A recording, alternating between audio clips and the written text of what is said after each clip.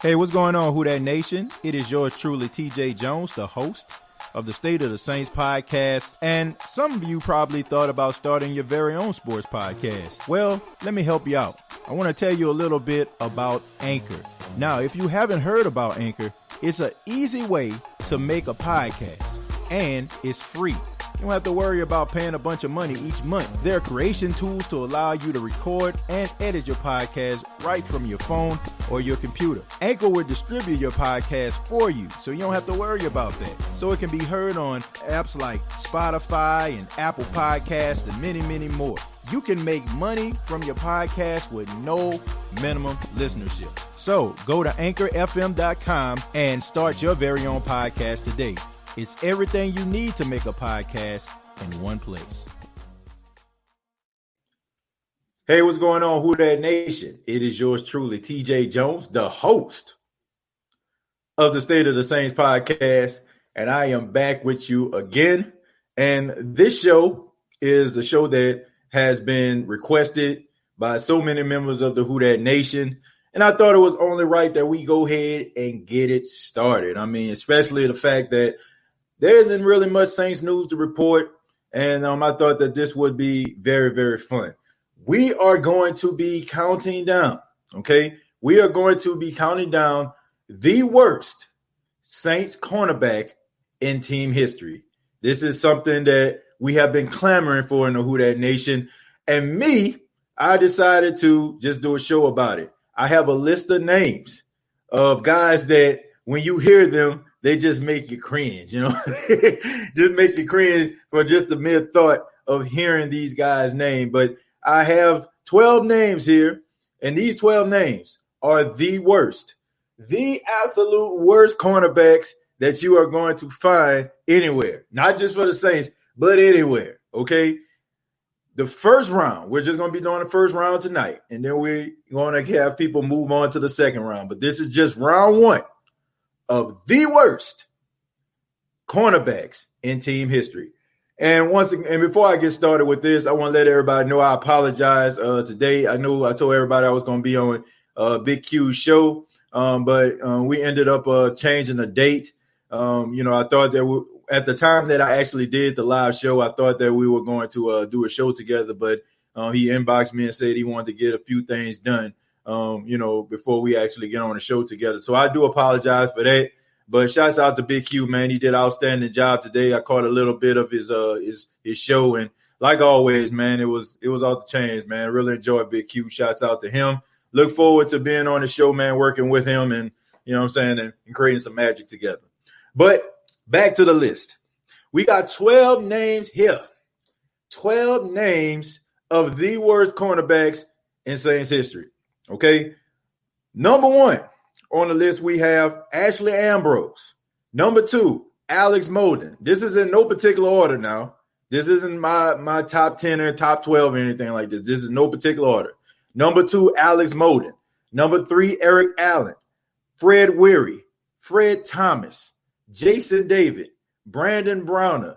P.J. Williams. Ken Crawley. Corey White. Patrick Robinson. And Tyrone Drakeford. These are the guys that are on the list. Now, this list right here is just from what I actually seen and in my memory of guys that I just knew were just a complete train wreck, okay? They were a complete train wreck. And these guys, every time we seen them on the field, wasn't much production coming up out of these guys, okay? So these are the 12 names that we're going to break down. And one person on this list is going to be named the worst cornerback in team history. Okay. First round. Okay. We have Ashley Ambrose taking on Jason David. We have Eric Allen taking on Brandon Browner. Fred Weary taking on P.J. Williams. Tyrone Drakeford against Corey White. Fred Thomas against Alex Molden, and we have Patrick Robinson taking on Ken Crawley. Okay, so first round, Ashley Ambrose taking on Jason David, who will move on to the second round. Well, we look at Ashley Ambrose, man. We know that the Saints picked him up after he had a really good campaign with the Atlanta Falcons. He was pretty decent, man, for the Atlanta Falcons, and the Saints decided to try to catch lightning in a bottle, and it just didn't pan out. They gave him number one cornerback money, but they should have gave him special teams money. Just was an absolute embarrassment on the field. He played like his name was, okay? He played like his name was Ashley. And no disrespect, because my fiance name is Ashley and I love her very much. But he played like Ashley catches the football. She's going to kill me for saying I know she can hear me. But anyway, and then we have Jason David, okay? Jason David got the big contract from the Indianapolis Colts. He is expected to be a number one in his own right. That's one of the main reasons why I connected these guys together. Jason David was supposed to be the number one cornerback for the New Orleans Saints. He did not pan out, okay? It was just an absolute embarrassment to see this guy on the field. I call him Jason Smoke Turkey David for a reason. He was a nickel corner trying to act as if he was an outside corner. And every time that he played, any player that he went up against, they straight roasted and toasted him all on the field. He only had like one good game with the New Orleans Saints. He had like 2 interceptions in one game on Monday Night Football when he was dancing on the sidelines like he was just shutting people down. He wore his socks high like he was prime time. I used to tell him put his socks down because he was embarrassing Deion Sanders. So who is going to move on to the second round? I mean, this is a no-brainer to me. Jason David beats out Ashley Ambrose any day. I mean, absolutely embarrassing to even think that Ashley Ambrose should be in the same conversation with Jason David. I mean, and Ashley Ambrose wasn't even that good. So Jason David moves on to the second round. Next up, we have Eric Allen taking on Brandon Browner. Now, before I move on, I just want to see what everybody else has to say in the chat here. I don't want to neglect y'all. Let's see. We got people up in here. Kirian says, TJ back again. What's good? Hey, thank you, Kirian. Jared Poor, thank y'all for coming back. Darrell, what's going on, man? Mahomes broke the bank. Yeah, I saw that, man. 10-year contract. Man, unbelievable, man. Unbelievable stuff. Congratulations to him. Chemo said, TJ, what's good, brother? Man, what's going on, Chemo? Slim Jim says, Fred Thomas. Durrett says, Toy Cook. I thought about putting Toy Cook on the list, but the reason why I put Toy Cook on the list was because when I was breaking down this list, I wanted it to be an even number, okay? And it was tough, man. Even though Toy Cook wasn't really that good, he still, man, some of the things that he actually did was pretty decent. You know what I'm saying? Like, he played on a defense with some of the best linebackers in the history of football. And the Saints at the time, their defense was pretty damn good when he was under Jim Moore. So that's the reason I decided to get him off the list. I mean, he was a part of the, that Dome Patrol defense type team. So I gave him the benefit of the doubt when it came to that. So that's the reason why Toy Cook not on the list. Who that TJ? What's going on? Number one is Eli Apple. No, Eli Apple didn't make the list. Is this a joke? Brandon Browner. So we got a lot of people, chiming in. We got a lot of people chiming in, man. So thank y'all very much for your comments. Keep them coming. But we're going to move on to Eric Allen taking on Brandon Browner. Now, Eric Allen, we know that he had some of his best seasons with the Philadelphia Eagles. He's actually in the Philadelphia Eagles Hall of Fame, believe it or not. He was a first-team All-Pro in 1989. And, for, I'd say about 6 seasons with the Philadelphia Eagles, he was pretty damn good. And I know we know that firsthand because if you were a Saints fan back in the early 90s, you know for a fact that Eric Allen was the reason why the Philadelphia Eagles ended up beating the New Orleans Saints, in the playoffs. Okay, we remember Bobby Beth throwing 2 interceptions to Eric Allen and a pick 6. And we know about that, man. So the Saints ended up trying to, get Eric Allen. But at that time, Eric Allen was pretty much damaged goods. And he didn't really pan out as a New Orleans Saint, man. He was out there just getting absolutely embarrassed. I can just remember games, being a young little lad sitting on my grandmother's living room floor and watching Jerry Rice just straight posterize this dude, and John Taylor straight posterize this dude, and J.J. Stokes just straight posterize this dude. So wasn't really a good pickup for the New Orleans Saints. And speaking of which, we have to move on to Brandon Browner. I mean, what more can you say about this guy, man? I mean, just 6'3", 200 and about 25, 30 pounds of absolute suck. Okay, dude was this absolute waste of space, waste of time. I would never forget that he led the league in penalties at his position. He's an all-time leader in most flags thrown by a cornerback, with the holding penalties. I remember when the Saints were taking on the Carolina Panthers in the Superdome, when the Panthers was undefeated and the Saints had opportunities to win. I remember Ted Ginn Jr. just running by this boy. Ted Ginn Jr. would have had about 4 or 5 touchdowns, would have broke the receiving touchdown record if he actually had better hands. Brandon Browner just did not pan out for the Saints. We all remember him arguing on the sideline with Dennis Allen after Dennis Allen asked that boy where his heart was at. And he definitely left his heart in Seattle, man, or New England, or wherever he came from. He was a 2-time Super Bowl winner. He won with the Seahawks and he won with the Patriots back-to-back. And I just felt like he was just trying to go to the highest bidder, just trying to catch a little bit of money. He was in his, I think he was about 32 years old when the Saints signed him. Don't think he really had a passion or love for the game anymore. I just think that he was just with the Saints for a paycheck, and his game reflected it. Brandon Browner moves on to the second round without a shadow of a doubt. It was just an absolute pathetic display watching him play for the New Orleans Saints, man. I mean, it was just horrible just watching him, man. The best thing that ever happened to the New Orleans Saints is when they decided to let that guy go, because he should have been arrested, in the words of Stephen A. Smith, for stealing money from the New Orleans Saints.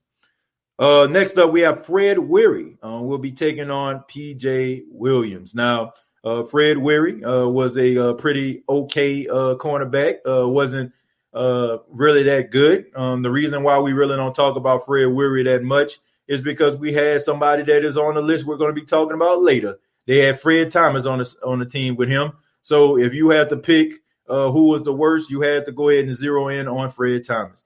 Now, Fred Weary, he wasn't a good tackler. Fred Weary was terrible in coverage. He had terrible hands, which, most cornerbacks do. But most of the time when he had opportunities to catch interception, it just went right off his jersey, man. He just hit him right in the chest, and he didn't catch the football, man. Bad technique, bad feet. And it was during the time where the Saints were trying to make a transition, man. This was during the time where, Hurricane Katrina just happened, and the Saints were just getting guys, on the field who, they can just kind of build a little something around, maybe get some more victories. Fred Weary was not that good, man. Just absolutely horrible. He normally would take like the number 2 receiver on teams, and the number 2 receiver would be out there eating on this ball. And as far as P.J. Williams is concerned, man, I mean, we all know the thing, man. We all know the deal about P.J. Williams. P.J. Williams is a guy that everybody knows that doesn't have good recovery speed. We know that the Saints should never put him on the outside. I remember when Calvin Ridley almost single-handedly became Offensive Rookie of the Year when he went up against P.J. Williams. Anytime we see P.J. Williams on the outside, when somebody get hurt like Lattimore or Eli Apple or something like that, we would cringe because we know the inevitable was going to happen. Okay, so who is going to move on? Believe it or not, Fred Weary is going to move on. That's right. I am going to pick Fred Weary over P.J. Williams because despite the fact that P.J. Williams has horrible recovery speed, despite the fact that he would get smoked like brisket and burnt like a biscuit, P.J. Williams, if you put him on the inside at the nickel, he shines. Okay, he's he's probably the best tackler in the secondary at the cornerback position, and he's a big physical guy, when he goes up against smaller receivers. He just does not have good top-end speed. He does not have good recovery speed. But if the Saints were to put him at the safety position where I feel like they need to put him, I feel like he can resurrect his career. Fred Weary, you can put him on the inside, the outside, safety. It's still going to be the same thing. So I'm going to have Fred Weary move on to the second round. I know I shocked a lot of people when I said that. I know a lot of people thought P.J. Williams was going to move. But P.J. Williams, man, I just feel like he just playing the wrong position. I feel like his career can be salvaged. Let's see what the chat has to say, man. Let's see. Browner. The worst is Eli Apple.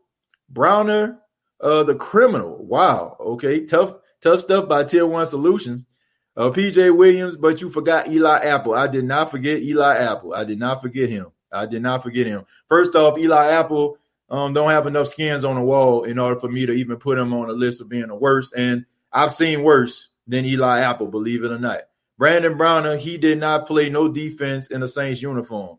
And then he had the nerve to have a C on his chest as a captain, man. Ooh, that ought to tell you everything you need to know about them dark ages of the New Orleans Saints between, 2012 and about 2015? Yeah, those 3 years were horrible. Absolutely horrible. Let's see. Michael Roberts said, got to go with Alex Molden on this one, TJ, only because we could have drafted Eddie George. Still ain't gotten over that one. Yeah, that's a good point, Mike. I understand why you feel that way. Tyrone Hughes and his finger waves.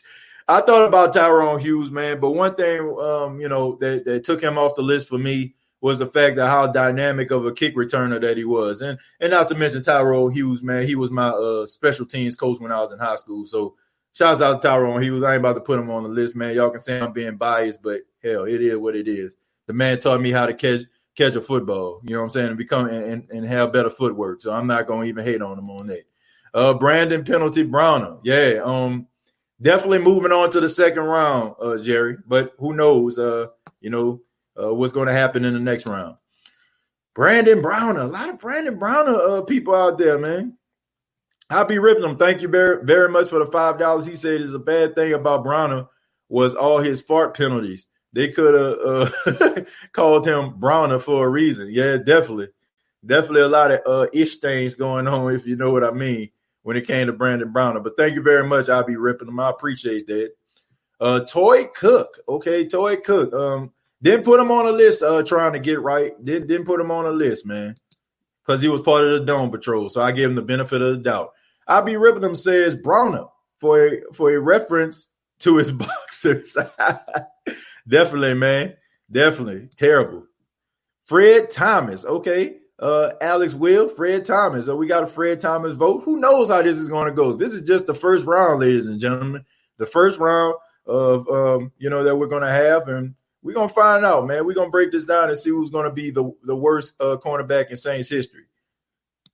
Delvin Breaux was the worst. He couldn't turn his head around to save his life. Terrell Davis, I thought about that, Tyrell. I'm going to be honest with you. I thought about it, but I didn't put him on the list, man, because like I said, I thought about this list. I put like 20 guys on this list, man, believe it or not. And I just started breaking them down like, man, who are like the worst? Who are like the guys that be like, that I would pick a shoe up and throw in my TV when I watch them play? That's what it was about, man. It was about shoe tossing material here, okay? I'm talking shoe tossing players. This is what this is all about. If I didn't want to pick up a shoe and throw it at the TV when I watch you, then you didn't make the list, okay? And Delvin Breaux, I think his story itself and how he just was a overcomer, maybe that's the reason why I put him on the list. But he had one good year with the Saints, and he was pretty much a shutdown, man. The Truth Hurts, thank you very much for the $5. He says, Brandon Browner was the worst New Orleans Saints cornerback so far. He did not play no defense. Shaking my GD head. Thank you very much for the $5. The Truth Hurts. I mean, a lot of Brandon Browner people up in here, man. A lot of Brandon Browner people.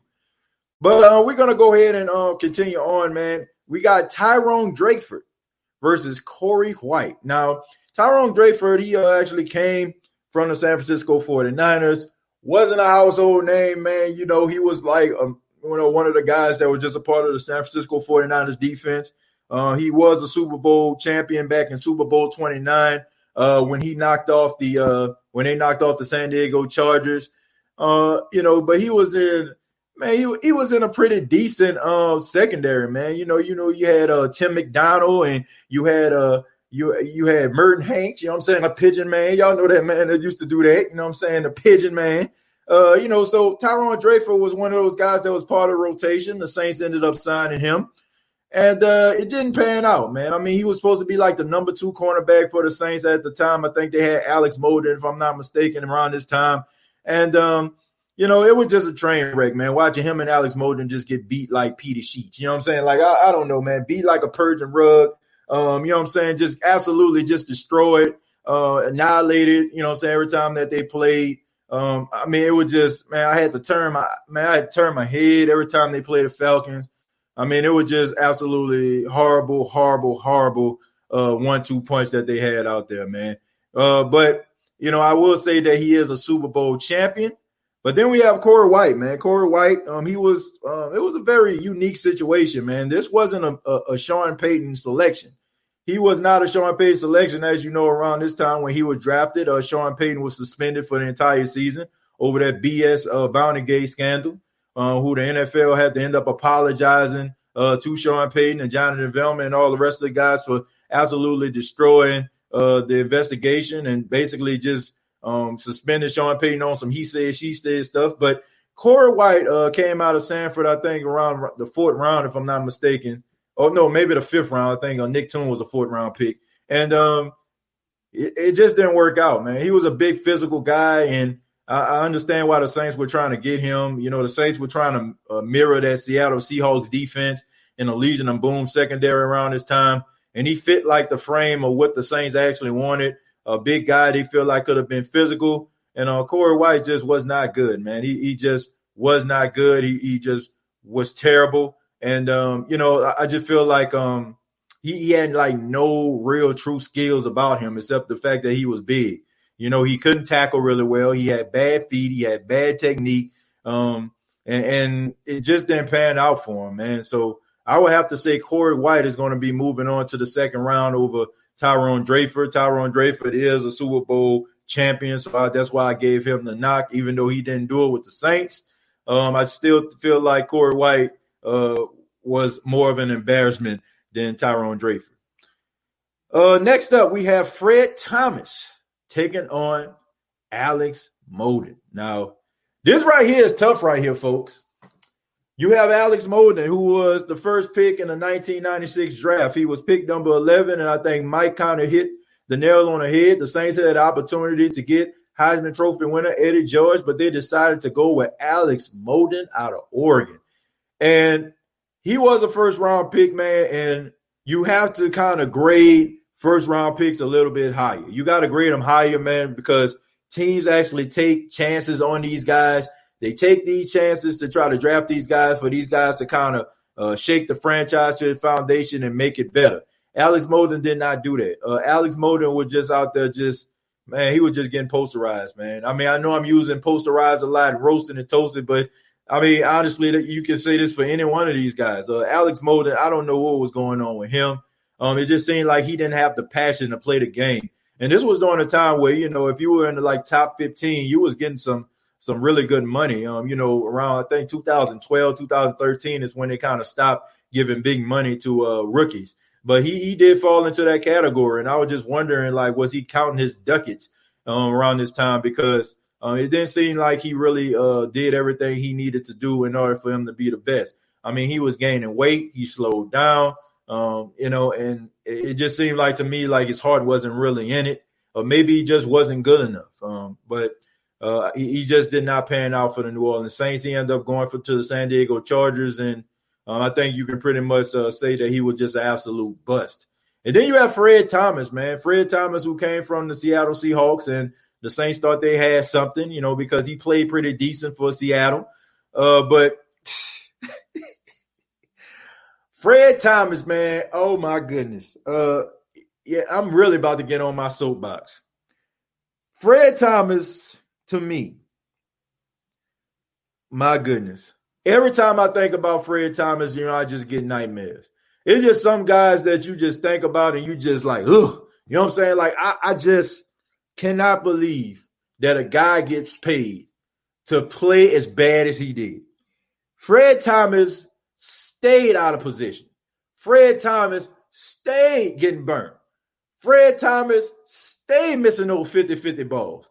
I just don't understand how. Fred Thomas could not leap. I mean, his timing on his leap was horrible. I watched so much footage on Fred Thomas where Fred Thomas clearly was in position to pick off a pass.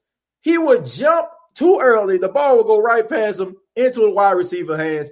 And who can forget the NFC Championship game against the Chicago Bears when Bernard Berrien caught a touchdown on his back because Fred Thomas miscounted and miscalculated the pass from Rex freaking Grossman.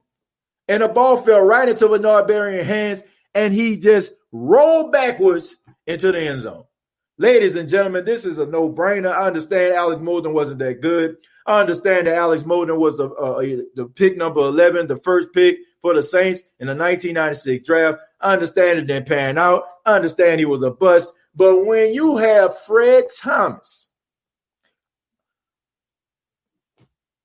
when you got Fred Thomas on your team, why wouldn't you say for him to move on to the second round?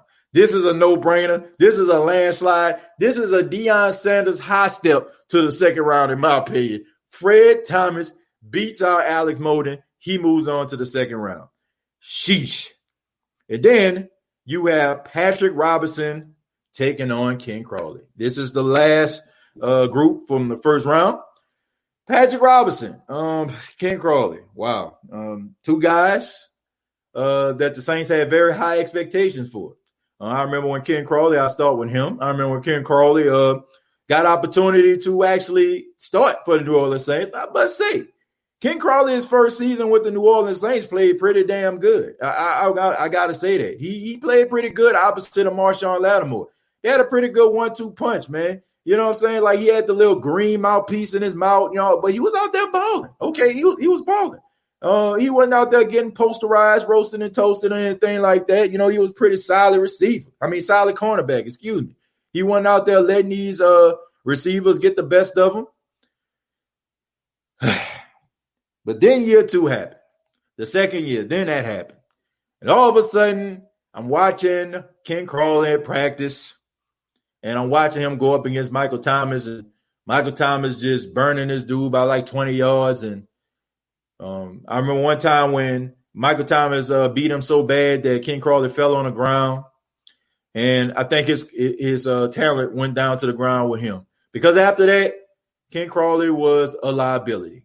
He was a guy who the Saints really couldn't count on, and he was one of the main reasons why in the middle of the season, the guy that everybody seemed to want to be on the list, Eli Apple, he ended up being a reason why Eli Apple came to New Orleans in the first place. So Ken Crawley, year 1, good. Year 2, not so much. Okay, so the Saints ended up, getting rid of him, and he ended up going to the Miami Dolphins, which I think he still plays for them. I'm not sure or not, but good luck to him. Then we got Patrick Robinson, man. Patrick Robinson was the Super Bowl winning, the Super Bowl champion pick. Okay, he was picked number 32 in the 2010 NFL draft by the New Orleans Saints. And we all know the first time around, Patrick Robinson just was not it. Okay, first off, he was always injured. Go figure. When he was on the field, he was, out of position. I remember one time when the Saints played the Cleveland Browns, he had like 2 opportunities to get an interception. The ball just bounced off his chest, bounced off his hand. And I just feel like his confidence was like completely shocked at this time. It was shot, dead, DOA. And then he ended up going to the San Diego Chargers, pretty much the same. He played much better than he did with the New Orleans Saints. And then from San Diego, he went to Philadelphia when he was, according to Pro Football Focus, the highest ranked slot corner in the entire NFL. And he got a Super Bowl ring playing for Philadelphia. I remember in the NFC Championship game against the Minnesota Vikings, he had a pick 6. And I was just wondering to myself, where the hell was this in New Orleans? But at the end of that season, he comes back to the New Orleans Saints. And, Saints signed him to a 3-year deal. And he's done absolutely nothing for the New Orleans Saints. Like for the exception of a couple games against the Tennessee Titans last season, probably was his best game in a Saints uniform, period. You can count, early Patrick Robinson, modern day Patrick Robinson was his best game. But we all know that he gave up that big play against, Adam Thielen in the wild card round. So who is going to move on to the second round? I am going to have to go with Ken Crawley. Ken Crawley will move on to the second round. And the reason why I'm not saying Patrick Robinson is because he did have some levels of success with the Saints. He did have a little bit more success in the league, over Ken Crawley. Okay, Ken Crawley is still writing a book on his career. Right now it's a pretty short book. But Patrick Robinson does have a Super Bowl ring. He has proven that he can be a top corner at his position. Ken Crawley has not. So Ken Crawley will be moving on to the second round. And there you have it, ladies and gentlemen. There you have it. The people that are moving on to the second round, the players. We have Jason David moving on to the second round. Brandon Browner. We have Fred Weary. We got Corey White. We got Fred Thomas. And we have Patrick Robinson. These guys are going to be moving on to the second round. And I'm looking forward to seeing who is going to move on to the third round of the worst cornerbacks in Saints history. So love to hear from you all. I know that was a little bit much, but I want to say thank you all for checking out the first round. Fred Thomas said, I played better than y'all would have. Shut the F up. I doubt that, Fred Thomas. I guarantee you, like real talk. I'm not trying to brag or boast on myself, but I guarantee doggone T, if I lined up against Fred Thomas, I'll be winning matchups. Like, I'm not even trying to brag or boast. Like, for real. I guarantee you I would smoke, roast, and toast Fred Thomas. Like, straight up. Straight up. I mean, the dude was just horrible. Like, anybody that's around here defending Fred Thomas think this guy wasn't horrible, man, the dude was just horrible. Like, he just was not good, okay? Okay, he just wasn't good. I'm sorry. I'm sorry, Fred Thomas. You just wasn't good. You sucked, okay? You sucked. You were a waste of space, a waste of talent, a waste of time. And the thing about it is, I don't feel bad about saying these things about him because I actually went to college with his nephew, okay? His nephew went to college with me. Fred Thomas was paying for his nephew's tuition, okay? And I remember when I used to go and talk about Fred Thomas to his nephew, and he was like, man, don't talk about my uncle, man. He put me through college and stuff like that. I said, tell your uncle he suck, okay? I've said this to him. I've said this to his nephew to tell him, and he came back from what his nephew told me and said the same thing he said. He said, you know what I'm saying, pretty much what Fred Thomas said in the chat. He said, you couldn't go up against me. I beg to differ. I beg to differ. I beg to differ. Maybe it's just arrogance. Maybe it's just cockiness. But I really, truly believe that I would beat Fred Thomas if he was to try to play me in coverage. I really believe that. I'm not even just saying it to be arrogant. I really believe that in my heart of hearts. Fred Thomas about to slide to the final, TJ. Chemo, I don't know, man. You know what I'm saying? Like, they got some pretty bad, pathetic displays of cornerback play on this list. So I'm not sure. Who knows, though? The pregame announcers during the playoffs had the game plan against us as the wide receivers off the other team versus Fred Thomas. That was a graphic. Man, that was horrible.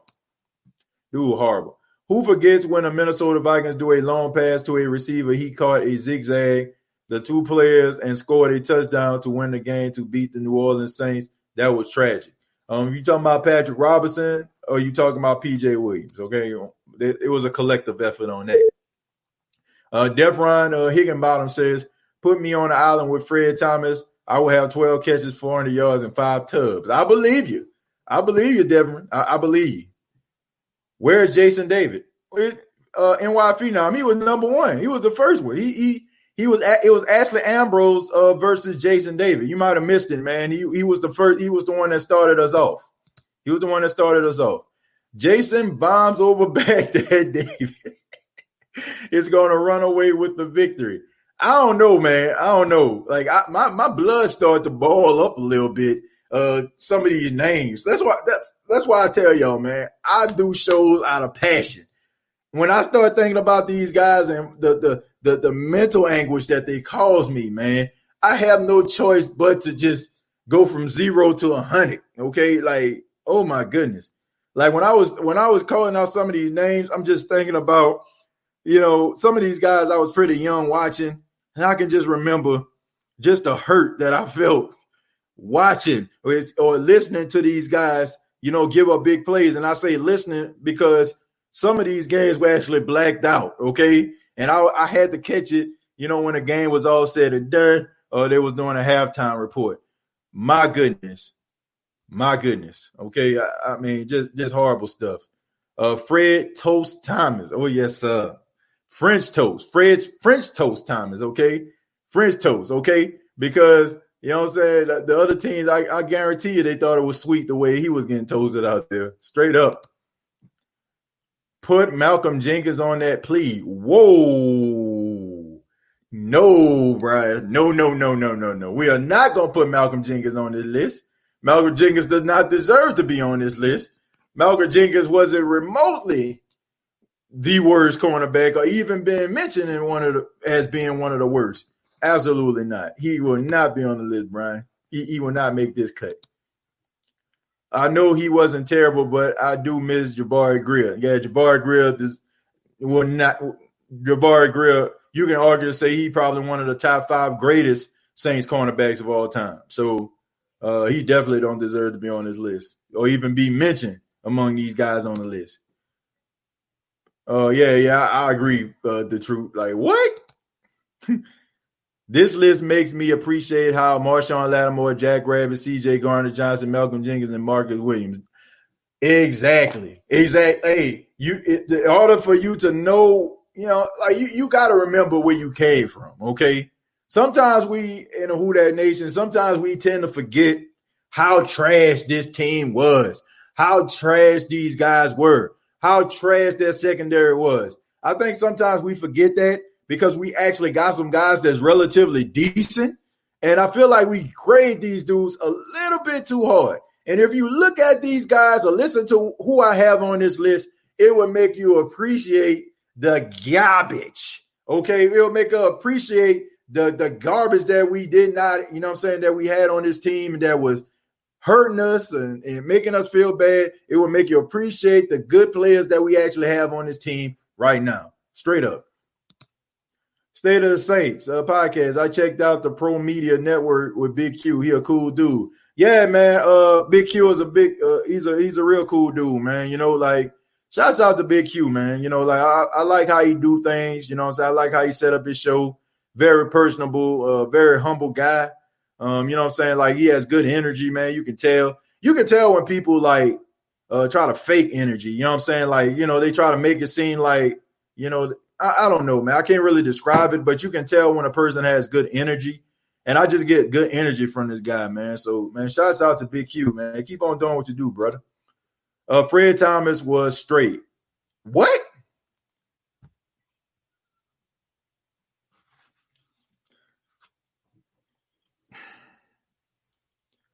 What? NY fan. NY Phenom, bro. NY Phenom, bro. That ain't it, dog. That ain't it. I'm just gonna sit here and I'm just gonna look at this post just for a second, okay? And I'm just gonna let it just register. That ain't it, bro. That ain't it. You have to get with the good, with the bad with these players. It was more bad than good there, Brian. It was more bad than good. Whoa, Brian. Put your foot on the brake.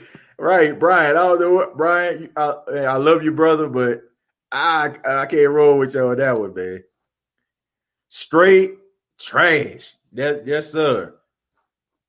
And my all-time favorite right here, Jerry, hot garbage. That's exactly what this list is, man. But I think we did a good job, man. What y'all think about the players that are moving on to the second round? Do y'all think that I maybe I should have got somebody else to go to the second round? What do y'all think about that? What do y'all think about this list?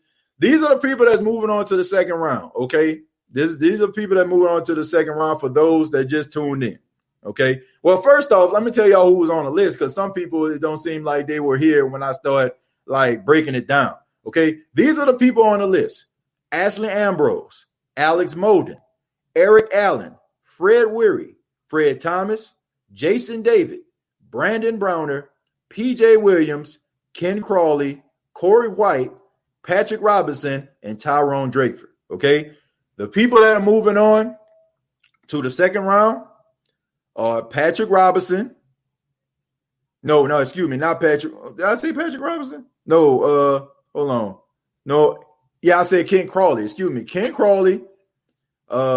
he will be taking on Brandon Brown. Okay, Corey White will be taking on Ken Crawley. Fred Thomas will be taking on Jason David. Now, that's going to be a tough one right there. I got to – at first, I was going to leave a cliffhanger. I was going to be like, let's break this thing down, you know what I'm saying, like between Fred Thomas and Jason David, okay? Because clearly, I think a lot of people thought that should have been like the last round. But, I just thought that it would be interesting. Now, don't take my word for it. I might have a change of heart. I might switch up these little brackets a little bit, you know what I'm saying, to make it a little bit more competitive, okay? So I might change it up just a tad bit, but those are the guys that are moving on to the second round. What do y'all think about that? Dalton, good point here. Good point. And Dalton, this is a good one. He says, remember Stanley Jean-Baptiste? He was garbage. You know what? I must say, he deserves honorary mention. Now, I know what a lot of people are thinking. They like he's a second-round pick, came out of Nebraska, had high expectations for him. But the reason why I didn't put Stanley Jean-Baptiste on this list, I'm going to tell y'all why. The reason I didn't put Stanley Jean-Baptiste on this list was very, very simple. Because I never thought he was going to pan out anyway. Okay, I mean, I'm just being real. I watched this guy in college. Okay, he was a late bloomer. I think he played a little bit of wide receiver or something like that. And they switched him to corner. I think right after Prince of Mukamara left, and he was like, I really didn't think this dude was going to ever be good. I didn't think he was going to be good. I actually watched this dude in college, and the only reason why the Saints got him because he mirrored Richard Sherman. He had the same size and the same weight as Richard Sherman. That's the reason why he wasn't on the list. Okay, that's the reason why. That's the only thing that saved him because I'm just saying, I never thought the dude was gonna pan out anyway. Okay, and if it came down to it, is he like one of the worst cornerbacks that you ever seen? Well, let me be devil's advocate here. Did you ever see him on the field? That's the thing. Did you ever see this guy play? Okay, I mean honestly, did you ever see Stanley Jean-Baptiste play in a regular season game? I don't know if I did. Okay, if he did, he was out there and I didn't notice. But I never seen him play. So it wasn't much to determine when it came to him because, I mean, I didn't see him out there getting roasted and toasted because he didn't have an opportunity to. I didn't see him getting beaten coverage because I never really seen him do it. I only seen him play like one play, and it was like towards the end of the game in the fourth quarter, and he gave up a pass in the back of the end zone. That was it. I didn't see much. I didn't see anything else. So that's the reason why I had sympathy for Stanley Jean-Baptiste. But trust and believe, Dalton, he was going to be on the list, but I had to think about it. I had to think about the plays. When I think about these guys that are on this list, I think about them as players. I think about watching these guys play. I think about the plays that they gave up. I think about how they were out of position. That was what made me decide who was going to be on this list. Waste management, BFI, straight up. That's horrible. Ken Crawley smoked like brisket, burnt like a biscuit. That's right, man. Straight up. Kenny Stills, what do you think about him? Kenny Stills, I think Kenny Stills is a good wide receiver. I think he's a good, solid wide receiver. Never knew why the Saints got rid of him. I think that he was like a really good wide receiver. I think when Lance Moore left, I think he was the answer to Lance Moore. He was a good third down reception maker. He was always a guy to move the chains. He can take the top off the defense, and he was becoming better as a route runner. I just never understood why Sean Payton got rid of him. Jarius Byrd, he was trash. Jarius Byrd was the only thing is he wasn't a cornerback. He was a safety. That's the reason why he wasn't on the list. Fred Eyes Wide Open Thomas. Yeah, I don't believe his eyes wide open. The way that he played his position, I would have swore he was blind. I would have swore Stevie Wonder or Ray Charles was out in that thing because, man, I don't want to believe a guy that has 20/20 vision can give up these type of plays. Tyrell Davis, true, but he was a safety, not a cornerback. Yep, that's the reason why he wasn't on the list. Thank you, Jerry.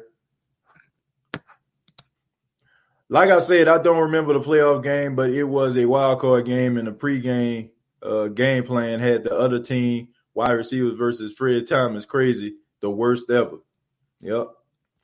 Yeah, man, Fred Thomas, man, I guarantee you, he is on a poster on some kid's wall right now for getting roasted and toasted from their favorite wide receiver. Trust me, believe. He's on a lot of guys' poster. I guarantee you that guy stayed getting posterized and embarrassed. That guy was awful. Let's see. Already read that.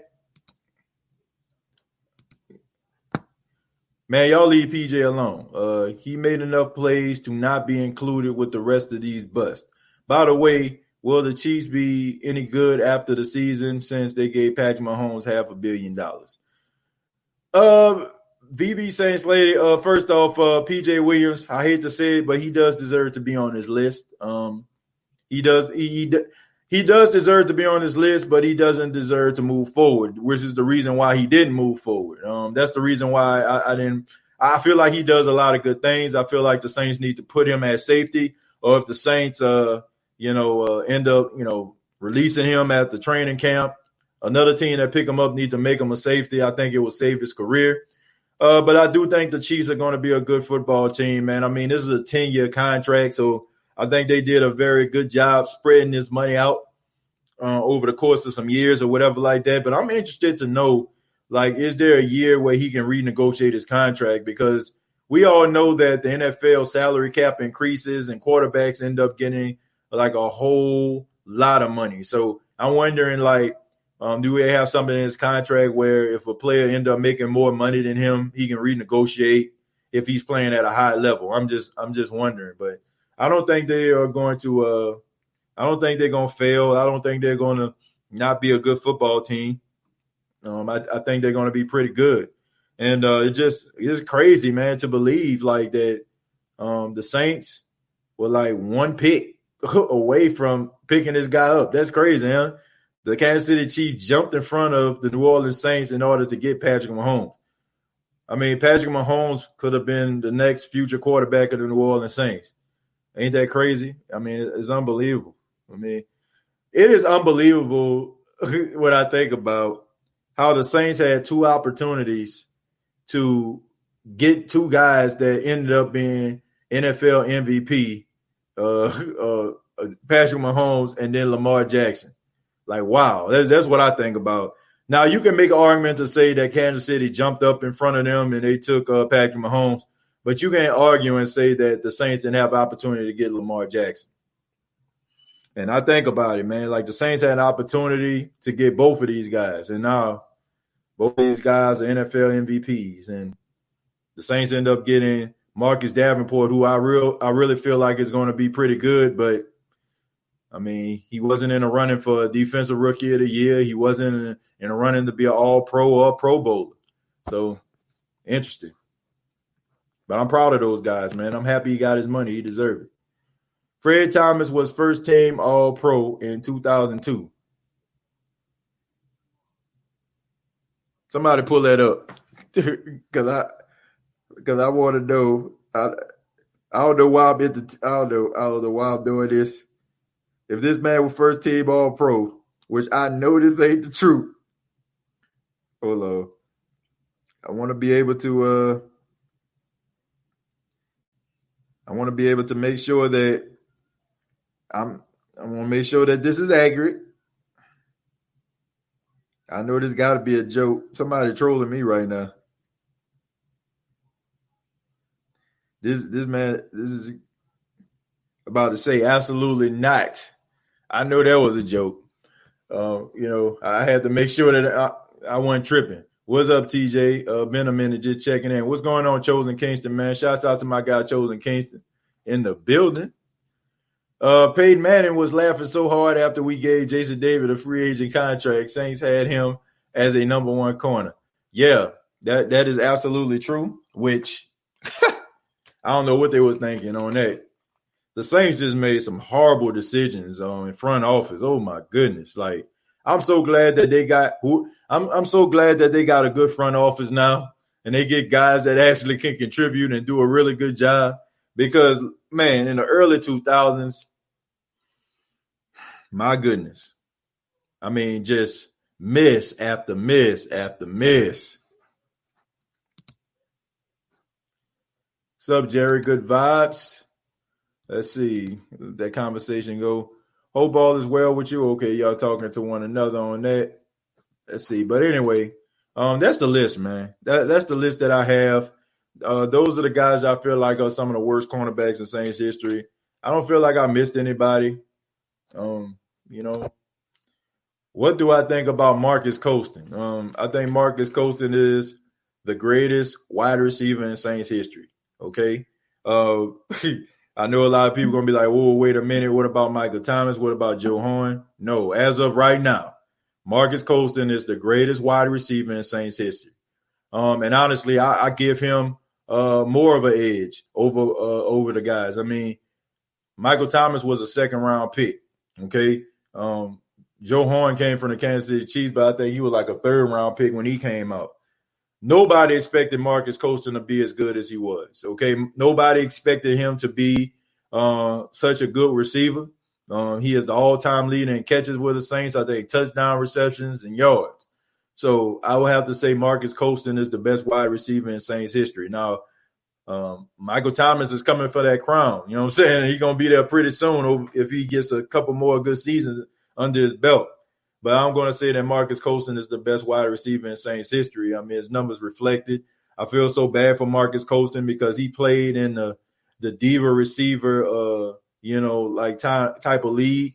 You know, he wasn't a guy that was flashy. He wasn't a guy that was dancing after touchdowns. He wasn't the guy that was out there talking about give me the ball. He played when Marvin Harrison and Terrell Owens and Steve Smith and Chad Johnson were like running the show, you know. So all those guys had pretty much big personalities, and Marcus Colston was just Mr. Consistent. Never made the Pro Bowl, never made an All-Pro, but in my opinion, he's an All-Pro, and he's one of the best New Orleans Saints that ever played in the black and gold. What I think about Freddie Mitchell, I thought he was an okay player. Wasn't solid or nothing like that, but I mean, he was a good worker ant for the New Orleans Saints. TJ, do you feel we can play a Kansas City style of football and get to the Super Bowl minus the scrambling quarterback from Drew? That's a good question, Chosen. To answer your question, no. The Saints have to completely change the way they play offense. They have to be able to run the football. They're always going to get consistent quarterback play out of Drew Brees. I mean, he's a professional. He's an elite quarterback.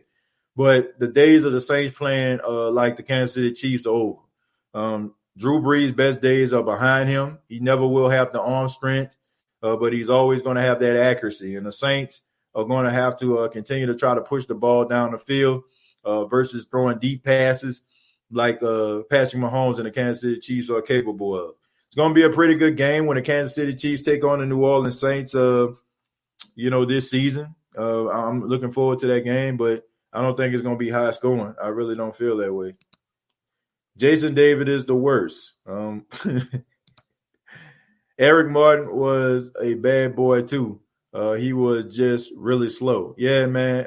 Eric Martin, I would put him as one of the top Saints receivers of all time. I think that he was good. You know, Bobby Abel just sucked. I'm just being honest. Bobby Abel wasn't it. Bobby Abel, played a couple games where he was relatively decent.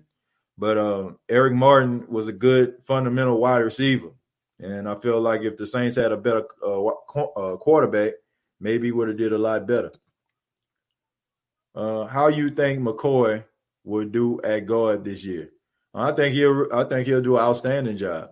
Eric McCoy is a smart football player. Anybody that comes in and they can play the center and play as well as he did early in his career like that, I trust him on I trust him at any position on the O-line.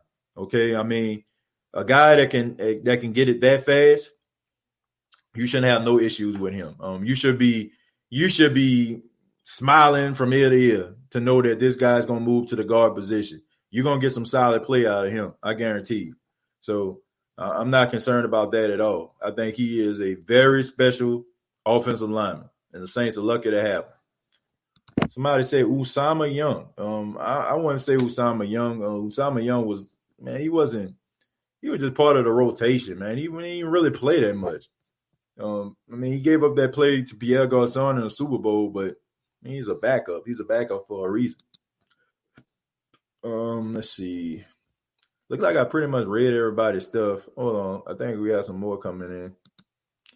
Fred Thomas was first team all trash can. Yep, that's about it. Fred Thomas was dumpster juice. Yeah, straight up.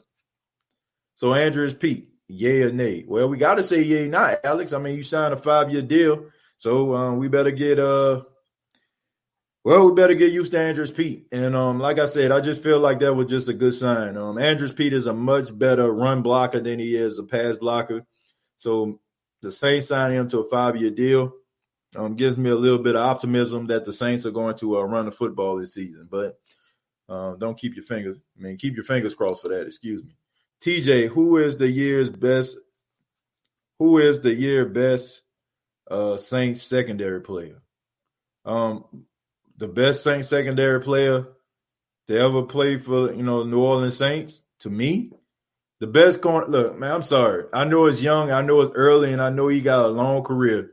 But Marshawn Lattimore is the greatest Saints cornerback that they ever had. Not it ain't even close. Okay, the dude literally can shut down a field. The only thing about Marshawn Lattimore is him getting lost in the lights sometimes. Sometimes he will go 3 quarters without somebody throwing him the football. And I guess he'll be used to them not, throwing his way. And then sometimes he'll probably just get lost, and the next thing you know, he'll give up a play.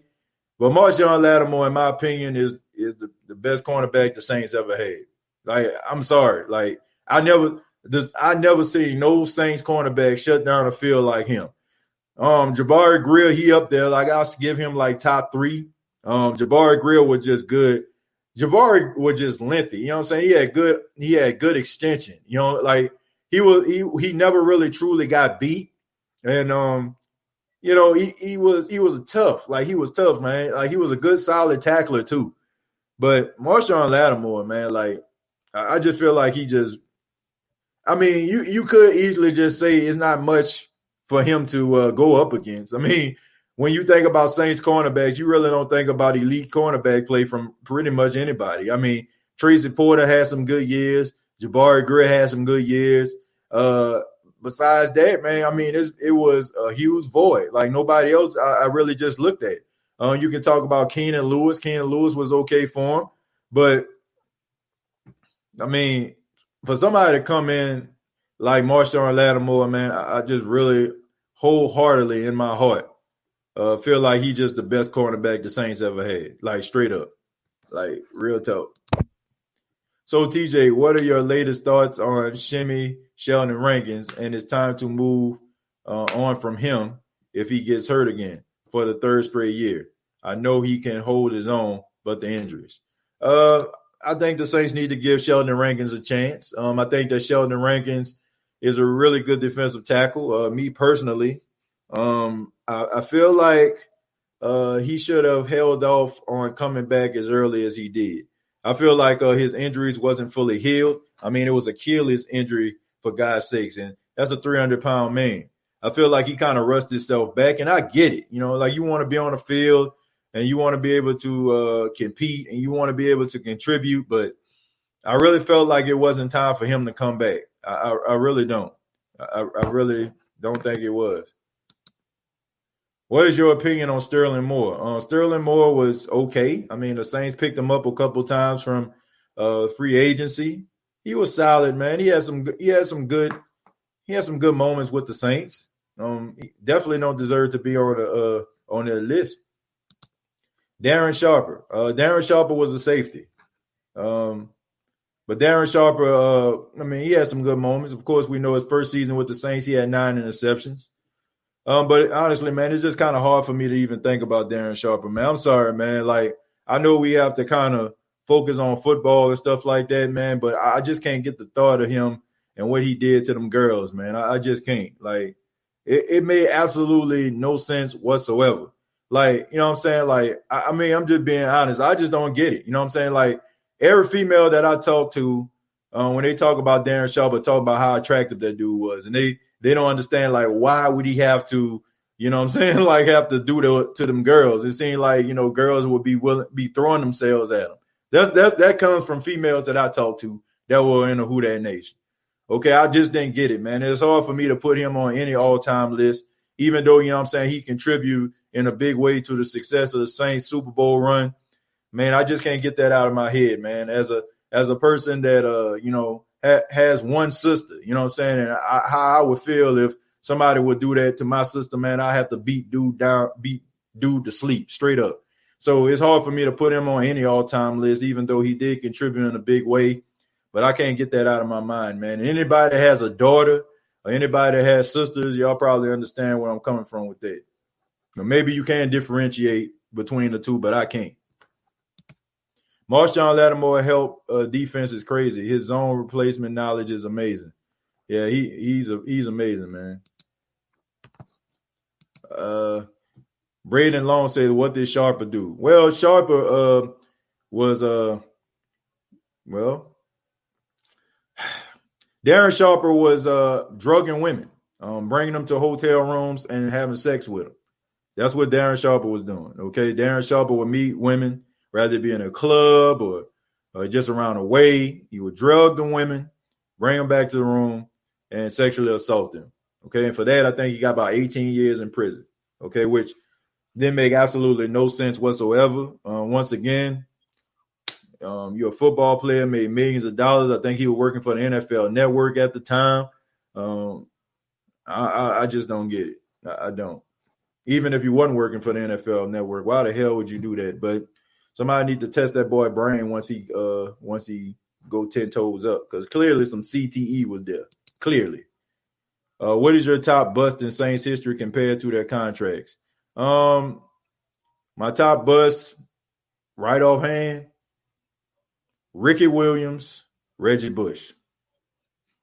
Two running backs that I feel like came in with a lot of fanfare, a lot of hype, and didn't live up to expectations. Reggie Bush had his moments. Ricky Williams had his moments. But according to the hype, according to like what people expected them to do, they failed. So I would call them busts. They are bust in my mind. Those are two of the busts I can just think of. I would say Ricky Williams more so than Reggie Bush, because I don't know what the hell with Reggie Bush problem. I mean Ricky Williams problem. Remember that catch Steve Smith made on Jabari Greer, man? That was tragic. I was like, hell no, that he pushed him off in the air. Well, man, Steve Smith is a bully. So I can think of worse people that can catch passes. You can catch somebody can catch passes over you, excuse me. Steve Smith is a beast. So I'll let him slide on that. Some people you'll be like, okay, I understand. Okay. Steve Smith is one. Julio is another. When he was playing, Randy Moss is another. So Jerry Rice, people like that. So if you get posterized by any of those guys, I understand. And Antonio Brown.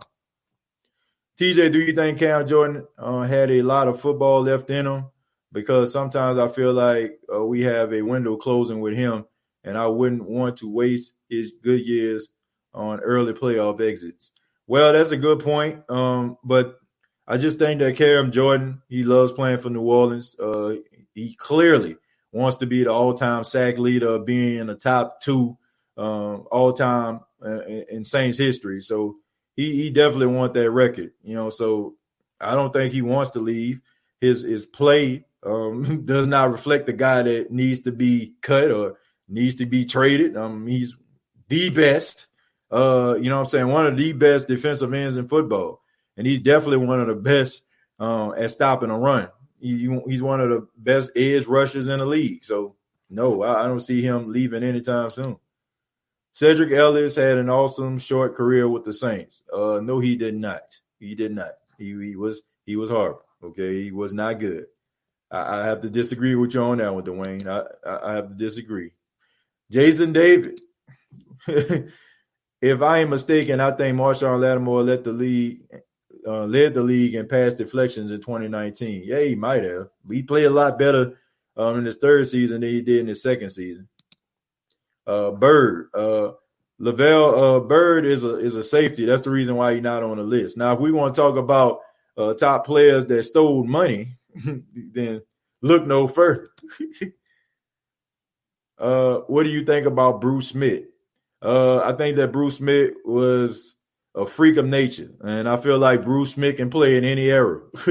He ended up coming to the league, I think, in maybe like the late 80s. Of course, we know he was a part of those Buffalo Bill teams that went to the Super Bowl, didn't win nothing. But Bruce Smith, man, I think he is the all-time leader in sacks in NFL history. So he was incredible. And I feel like he could have played in any era. You can put Bruce Smith in this era, he will wreak havoc. After Reggie Bush got traded, he's been getting injured. Yeah, man, but I mean, he had a couple good years with Miami, and I think his best seasons were in Detroit, believe it or not. Darren Sharper has a younger daughter too, and he was convicted in 4 different states. Yeah, man, just horrible. Danny Wolford was a big bust for a Heisman Trophy winner for the Saints. You know what? That's a good point. Danny Wolford, I don't know, man. Look, I mean, Dwayne, I guess if you look at it in the positioning and the expectations, yeah. But at this particular time, man, Danny Wolford played at Florida, and it was like a spread offense. And now I know what people are saying, like, this was like the early assembly of the spread offense. This was like the the early parts. So when players would go to the NFL was still on that pro style type offense, and they didn't really consider the spread. Now you look at the NFL now, I mean, everybody's running the spread. Baltimore is running the spread. Kansas City is running the spread. So I feel like if Danny Wolford probably would have been playing in this era, probably wouldn't have been that good, but I feel like he probably would have had more success. I feel like by him being in a shotgun as much as he was with the spread, and then coming to the NFL when he had to be on the center, I think it was hard for him to make that transition. But, I mean, Danny Wolford, from what I hear now, he's preaching the word of God, and he's a really really a truly positive guy. So, I mean, at least he's winning in life outside of football. TJ, would you rather have Aaron Brooks at quarterback for a season or PJ Williams just starting cornerback for a season? Man, I'm rolling with PJ Williams. Straight up. Aaron Brooks can kick rocks. Aaron Brooks will never be on my squad. I don't care. I will roll I'll tell y'all how deep this is. I will put Fred Thomas on one side, PJ Williams on the other, and have them boys on my squad before I let Aaron Brooks be my quarterback. That's how real it is for me. What do you think about Bart Starr?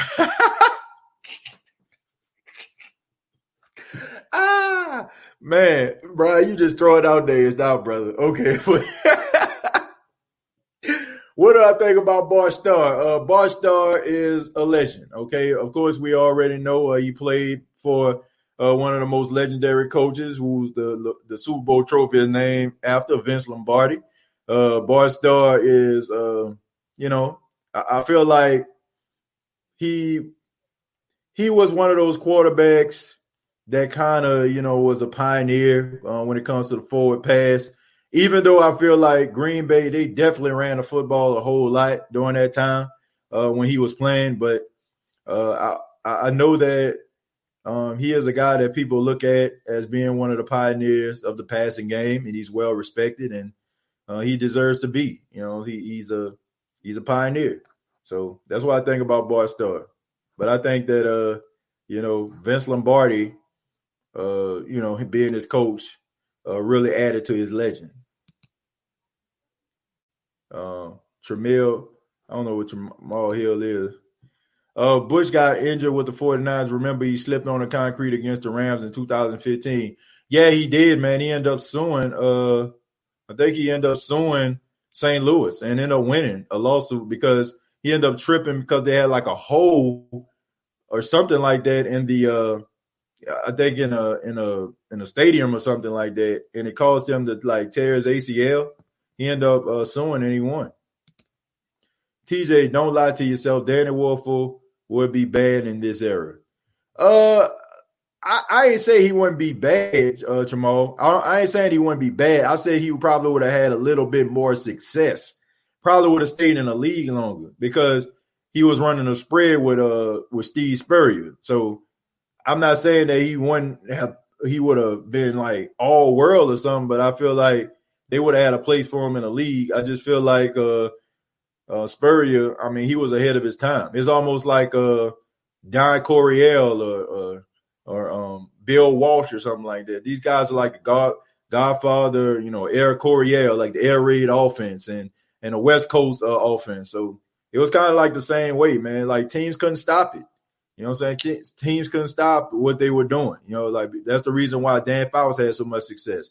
That's why Joe Montana really had so much success. And Steve Young, when he left, when Joe Montana left. When guys are innovators like that, it's hard to stop. I know y'all remember like a couple of years ago when the Miami Dolphins were running a Wildcat. Y'all remember when they was running that with Ronnie Brown and Ricky Williams back there? And, y'all remember how successful they were with that. And then the second year, man, they just shut that stuff down. So, I think that he was just ahead of his time. And the NFL wasn't ready to run the spread. Where you rank Joe Horn as the greatest Saints player list? On a greatest Saints player list, I have to really sit down and think about that. But if you're talking about wide receivers, I would rank him as being the second greatest wide receiver in Saints history. I'm always saying that, like I said, because Michael Thomas still playing right now. But I think that Michael Thomas is going to completely destroy and run them guys out the water, pending, he stays healthy throughout his career. I don't know what that is. What do you think about Jared Goff? I think Jared Goff needs to play better. I think that he needs to play a lot better. I think that he got that contract, and now people have expectations, and he's not playing up to snuff, man. You got to play better. Dante Stallworth. Dante Stallworth, I feel like he was really good at the time when the Saints got him. I mean, he was like super fast, man. Like, man, he had like take the top off the defense type speed right there. So I really think that Dante Stallworth, when he ended up getting those knee injuries and stuff like that, it kind of slowed him down. But I'm glad Dante Stallworth got his life back on track. I really am. I'm really happy that Dante Stallworth, I know he ended up hitting somebody out in Miami 1 year, and he had to end up getting some jail time because he actually ended up killing a person. He ended up getting out of jail, resurrecting his life, went to the New England Patriots for a couple of years, and now, he's a guy who stands up for social justice and stuff like that. So, man, shouts out to him. The Pro Media Network, shouts out to my boy Big Q. Who that, my brother from the Great Saint Think Tank. Much love, man. What's going on, man? Shouts out to the Pro Media, Big Q, man. Sports Coma, doing this thing, man. I hope everybody checked out his live tonight. Doing an outstanding job as always, brother. Keep up the good work. Champ Bailey sucked with us, and it was hard to know. I mean, he was in training camp, and then all of a sudden, he was gone. But Champ Bailey was done. Random Rebel, he was done. He knew it. He knew he didn't have it in it anymore. He knew in his heart it was over. So I'm gonna give him the benefit of the doubt. He's still all-time great. Let's see. Do you think the Saints will win the championship this year? I think Emmanuel is the key to unlocking our fullest potential. I disagree. I disagree with that. I don't feel like Emmanuel Sanders is the answer to the question. The answer to the question is running the football. Okay, that is the answer. And Drew Brees playing better in the playoffs. Look, I know a lot of people don't want to hear this. I know a lot of people get frustrated and mad at me for saying these things. But Drew Brees has to play better in the postseason. They got to run the football. I don't care if they got Emmanuel Sanders. Okay, that is wonderful. Okay, it's good they got Emmanuel Sanders. It's good they got a good, true number 2 receiver for the Saints. But Drew Brees has to play better, and Sean Payton has got to run the football if the Saints are going to do anything. I'm tired of people saying or feeling, no disrespect to you, man. This is a good point. I appreciate your comment. But I feel like people get on the wide receivers way too much. Way too much, man. I feel like they always trying to point fingers when the offense is struggling to the wide receivers. But and honestly, if you're looking at it, the Saints have weapons and they have guys that can catch the football. They do. It makes me wonder, like, what, you know what I'm saying? Like, what is Sean Payton and Drew Brees not doing to get these guys football? But we blame them because we feel like it's blasphemous that we blame Drew Brees for anything. I'm not doing that. Now, if the wide receivers are out here not catching anything or they're out there, you know what I'm saying, dropping passes left and right, then I'll be like, man, it's their fault. But I just think that we are deflectors in the Who Dat Nation. We like to deflect the blame. And when we clearly need to be looking at Drew Brees and when we clearly need to be looking at Sean Payton, we rather blame somebody else. Not happening with me. Now, Emmanuel Sanders is a good pickup there for real, Kalen. I think he is, but at the end of the day, Drew Brees had to take some blame, man, for real. I checked Big Q's channel. Yeah, man, Big Q be doing his thing, man. Big Q be doing his thing, man. Straight up. I'm glad. You know what I'm saying? I'm glad that you know what I'm saying? I'm glad that people got opportunity to check them out, man. I'm telling you, like, good sports knowledge, you know what I'm saying? Like, good, happy, good energy, man. Man, brother got good energy, man, and I love that, man. Like I said, I got respect for all the same channels out there, man, because we're all fans at the end of the day, man. Like, we love our team, and have an opportunity to talk about it and break it down and having you all to, you know, interact with. I mean, I know that he echoes my sentiments when I say this. It makes the shows worth doing. It really does. Says wash hands, wash hands, wash hands, man. Absolutely, man. Y'all be careful out there. The numbers are spiking up with COVID-19. And yeah, y'all just be careful out there, man. Make sure you're wearing your mask and you're not out here, you know, just walking around, not wash your hands and not following protocol. Better to be safe than sorry. Can't wait to see you, TJ, with Big Q. It's going to be epic, man. Yeah, I'm looking forward to it, man. Looking forward to doing it. The year the Saints won the Super Bowl, we was ranked 5 in rushing. Yep, we were 5th in rushing. And you would think that they would learn from that. But they didn't. They did not learn from it, which is sad. Damn, Patrick Mahomes got $450 million. Yep, he definitely did. And he deserved it. He deserves it, man. One of the best arms I've seen in a long time. I still hate the fact that we, the Saints, let Rex Grossman beat us in a 2006 NFC championship. Yeah, man, that was pretty sad. But, I mean, what else is new, man? What else is new? The Saints always tend to let mediocre, bottom-of-the-barrel quarterbacks look like Joe Montana every time they play him. Okay? I mean, take your pick. Rex Grossman, Kirk Cousins, Case Keenum, Ryan Fitzpatrick, who, I mean, he's good to play 1 or 2 games, but still, Ryan Fitzpatrick. I mean, all these guys that just come in all of a sudden just look like world beaters. Can't play nobody else, but when they play the Saints, they throw in for 300 yards. Like Sam Bradford, you got to throw him up in there. Just, I don't know. They just make the worst quarterbacks look like they're the second coming to Joe Montana. Mark Dykes gave $1. Thank you very much, Marks. I really do appreciate that, Mark. Thank you. I tell in the inside when we lose in the playoffs the way that we do, man, because I feel the past 3 seasons we were as special of a team that we had in 2009. 2018 Saints team was the best Saints team ever. I know they didn't win the playoff. I mean, I know they didn't win the Super Bowl. I know they didn't go. But that team was better than the 2009 team that won the Super Bowl. That's just my honest opinion. first off, we should have been in the Super Bowl, but that's another story for another day. And I just feel like collectively that team could have beat anybody. Like they would have beaten New England. They would have. I know they got blew out, if I'm not mistaken. I don't know if it was.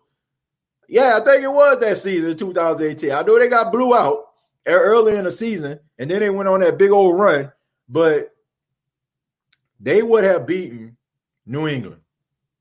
That's my honest opinion. They would have beaten the New England Patriots. RG3 killed us. Yeah, but that was when RG3 was really good, man. So that's the reason I ain't say him. I thought he ran through my mind, but he was Rookie of the Year. And if it wasn't for his stupid, crazy coach, Mike Shanahan, allowing that man to play when clearly he was hurt, I think you would be singing a different tune about RG3. They need to start running Murray more on short yardage. No, Mark. They need to start running Latavius Murray more in the game, period. Not just on short yards. The guy deserves to be a part of the rotation.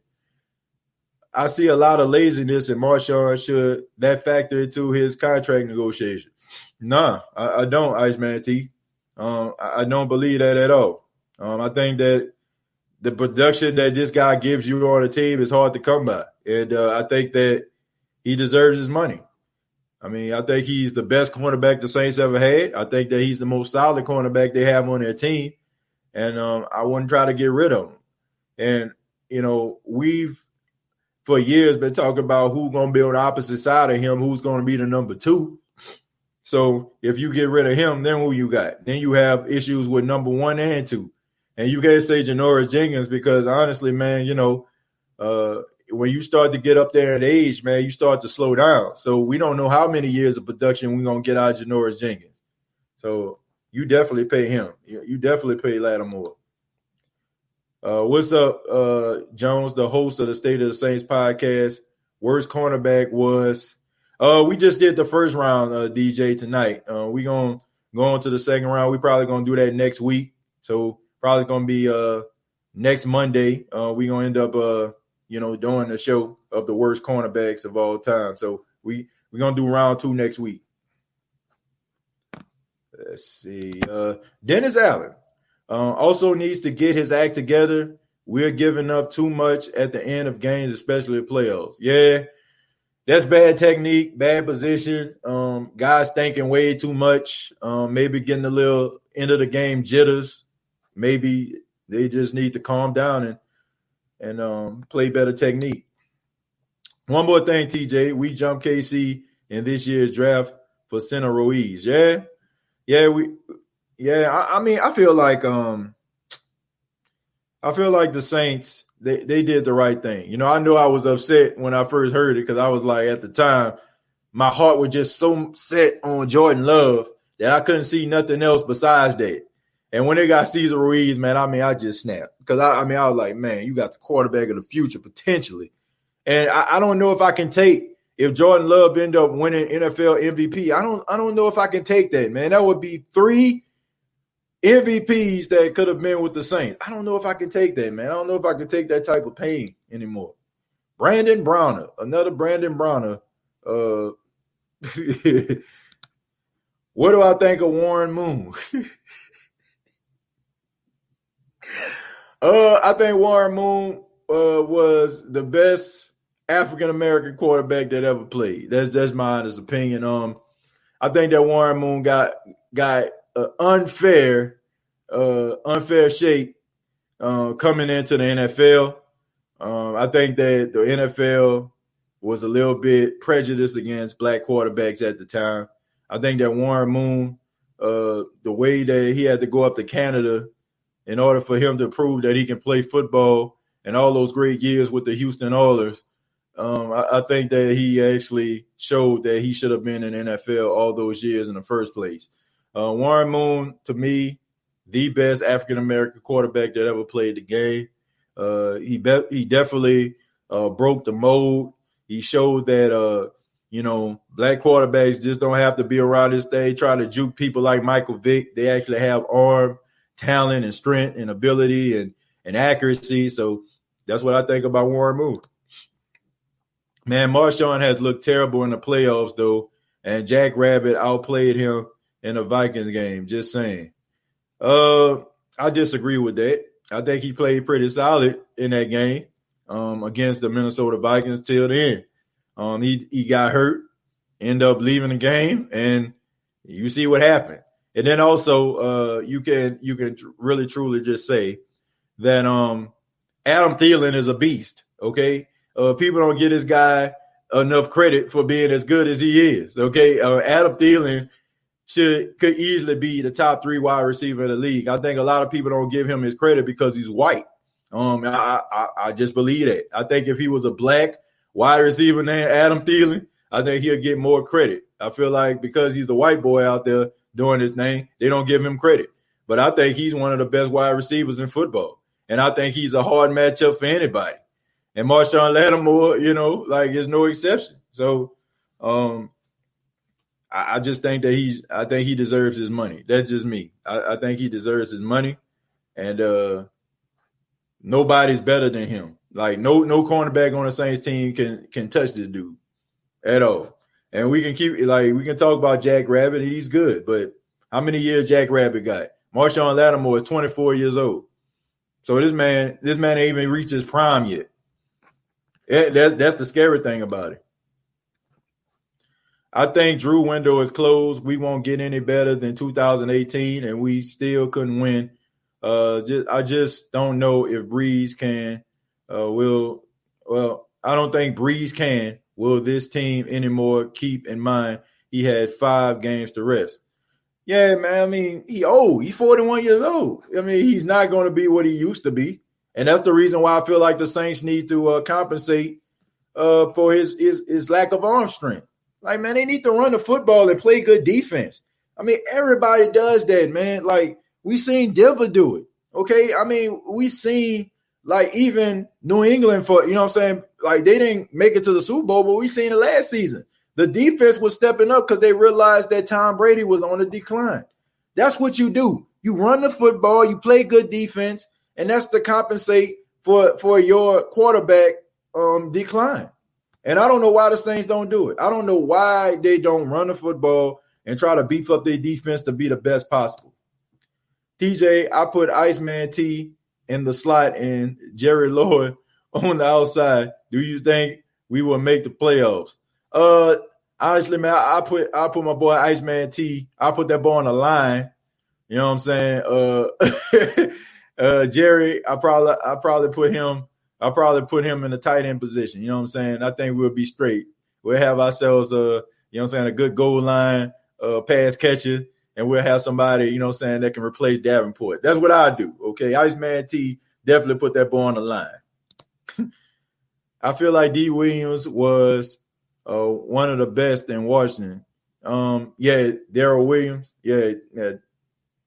Are you talking about Darrell Williams? Are you talking about Doug Williams? Excuse me, Doug Williams. Yeah.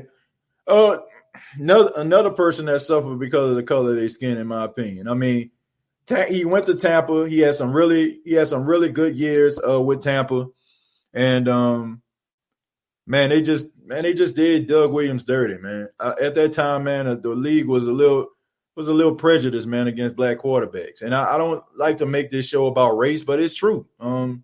A lot of guys didn't get opportunities because of the color of their skin. There was a stigma for black quarterbacks to say that they weren't smart, and quarterbacks who were supposed to be smart, they would be able to absorb information and stuff like that. And a lot of black quarterbacks didn't get the opportunity because, you know, there was this stigma about them. You know, there was this stereotype about quarterbacks that are black not being smart. But Doug Williams had a really good arm. He was a solid quarterback. Of course, I think he led the Tampa Bay Buccaneers to the NFC Championship game back in the early 80s. And he was out of football, man, which he should not have been. You know, after he was released by the Tampa Bay Buccaneers, I think he spent maybe a year and a half out of football before he got a call from Joe Gibbs. And Joe Gibbs asked him to be the quarterback. And he ended up being a starter, man, over another guy. So he ended up being a Super Bowl MVP, first African-American quarterback to win a Super Bowl. So, Man, congratulations to him. I mean, Doug Williams is a part of history, and his history will never be extinguished. And he's a great human being too, man. I had an opportunity to meet him a couple times. Solid. Did you see what Dylan was doing to Marshawn all game long? No, I didn't. I seen a couple passes, but like I said, that's Adam Thielen. Like, what do you, Iceman? What do you expect? Like, do you expect, you know what I'm saying? Like, do you expect him to like dominate against Adam Thielen? I have to remind you that Adam Thielen went maybe 9 games having over 100 yards in each game. Okay, it was an NFL record. Oh no, he was close to NFL record. Adam Thielen is not a slouch. Adam Thielen is not like, it's not like we talking about, no disrespect, Calvin Ridley or something like that. You know what I'm saying? A guy that's okay. You know what I'm saying? We talking about Adam Thielen. Adam Thielen is a really good wide receiver. He's going to get his catches. So I can live with that. I can live with guys getting dominated by certain players. If a cornerback goes up against Julio and get dominated, I understand. Antonio Brown, I understand. Okay? DeAndre Hopkins, I understand. Michael Thomas, I understand. Okay? I think that we expect Deion Sanders, Darrelle Reeves, like that is like, man, those guys are anomalies.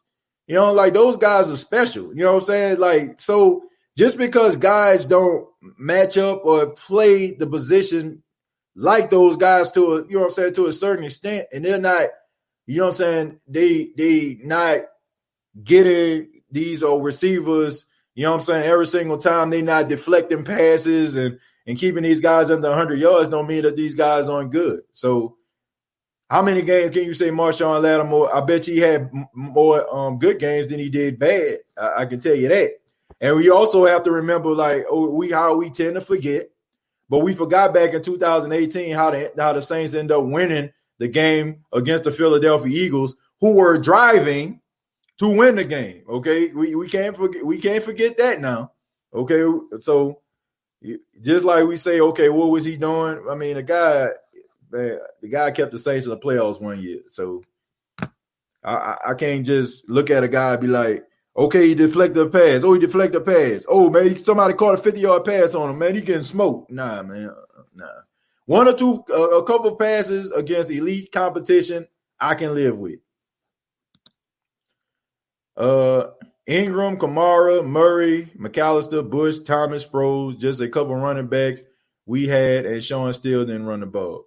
Yeah, we talked about that earlier, Iceman T. We talked about that earlier, man. I said that the Saints were ranked in the bottom of teams that had 100-yard rushes, which means that the Saints don't have a lot of 100-yard games by their running backs. I think Sean Payton, as a coach, I think he ranked like number 25 or 26 or something like that. So over the course of all those years and all those running backs that you name, the Saints don't have many 100-yard rushes, and it's sad. Looking at that list right there, any one of those guys are capable of taking a game over. He won a Super Bowl with Washington. Yeah, he did. Yeah, he was Super Bowl MVP as well. Our D-line let Cousins look like a guy, just like they always do, man. Just like they always do. Why not switch and put Jack Rabbit on Thielen and put Lattimore on Diggs since he was struggling and Marshawn got bullied by Cooper Kupp, fam facts.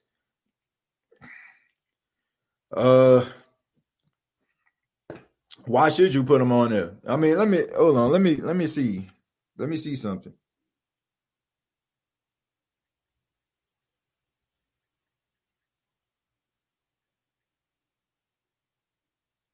What I'm looking up right now is Adam Thielen stats. I'm looking up Adam Thielen stats. Okay. This is what I'm looking up right now.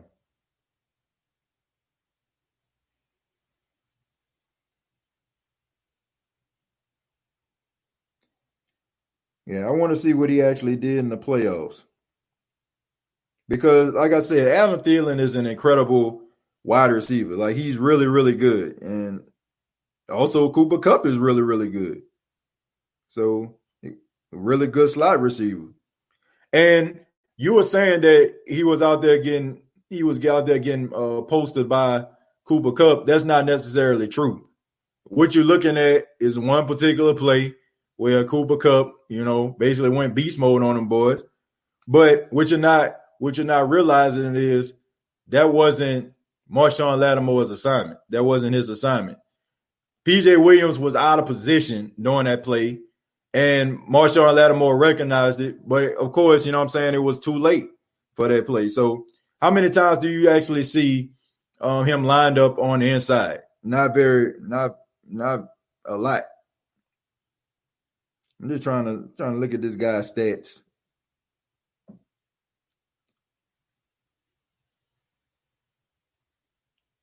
Let's see.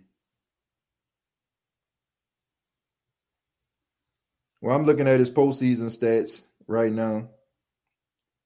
He had 9 receptions for 129 yards. So, yeah, 18.4 average. And that's pretty damn good. But like I said, that's Adam Thielen. You know what I'm saying? Like that's Adam Thielen. And also, on that, you have to keep in mind that like a 50-some yard catch that he had on Patrick Robinson. So that's about half of the yards right there. So I'll take that. I can live with that. Great mother, PJ Blunder. Have we not seen enough of PJ yet? I think not. I think they just love. Like I said, man, I just think something about PJ Williams, man. He must know where the bodies are buried or something. So he know where the bodies are buried. He got some incriminating pictures of Sean Payton or something. Josh and Jesus says, "Good looking TJ, I owe you one." Man, no problem, Josh and Jesus, man. Y'all check out on the YouTube channel right now. Josh and Jesus, he's trying to raise money for his tuition. He's about to finish his last year at Iowa State, man, and he can't get any more grants. He can't get anything else, in order for him to graduate. So he's asking people for their help, man. $5, $10, He's not asking for much, man, but he's just trying to raise some money so he can finish out, his final semester at Iowa State, man. So if you can, please support him. Check out the video, man. Listen to his story, and man, try to support, man. We say that we're family in the Who Dat Nation, man, and I really believe that. It's not just something that we say out of lip service. I really feel that way. So if you can, please support Josh and Jesus, man. Please support him as he tries to raise money to try to finish up college at Iowa State. After Drew leaves, there'll be a lot of money to pay these young players. Absolutely. That is what I've been saying, Mark. That is absolutely true. That is something that we have to really pay attention to. So hopefully, hopefully they can get the guys paid. Look at what Lattimore did to Julio Jones in Atlanta. That's true. I mean, Mike Evans too. What does PJ do so well that we keep signing him back? He's a good tackler. He a good tackler, and he good in the slot. Now, I'm not gonna try to knock him. He pretty good in the slot. Okay, he pretty good, but I feel like his calling is safety. I feel like if the Saints put him at safety, he'll be pretty good. LJ, TJ, you on one tonight, man. Hey, Kicks, Da Vinci, thank you very much, man. I appreciate it, man. I appreciate you checking out the live, man. Thank you, man. Thank y'all so much, man. Thank y'all. Mark said PJ would cheat. Yeah, that's about right. Why are we not talking about PJ more? We lambaste Traquan. Why PJ not? Why he not on Iceman? Now, as a guy, y'all check out Iceman T's channel, man. Y'all check him out. Subscribe to the channel, man. Like, good, solid dude, straight shooter. Y'all check him out. Iceman, you know as well as I do, man. Come on now. We have beaten this topic to death. PJ, I mean, it's pointless. It is pointless. Every time we think that PJ Williams is going away, he comes right back. He's like Chucky. Or like Michael Myers or Jason. Anytime you think that he's dead or gone, you know what I'm saying? I don't mean physically dead, but just, you know what I'm saying, like roster dead. You know what I'm saying? Like, bye-bye, farewell. You know what I'm saying? Happy trails to you until we meet again. Every time you think that this guy's going to be gone, he just comes back. He just lurked from the shadows.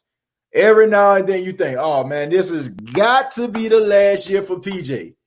And all of a sudden, we see the article. PJ Williams signed 1-year deal with the New Orleans Saints. Over and over and over again.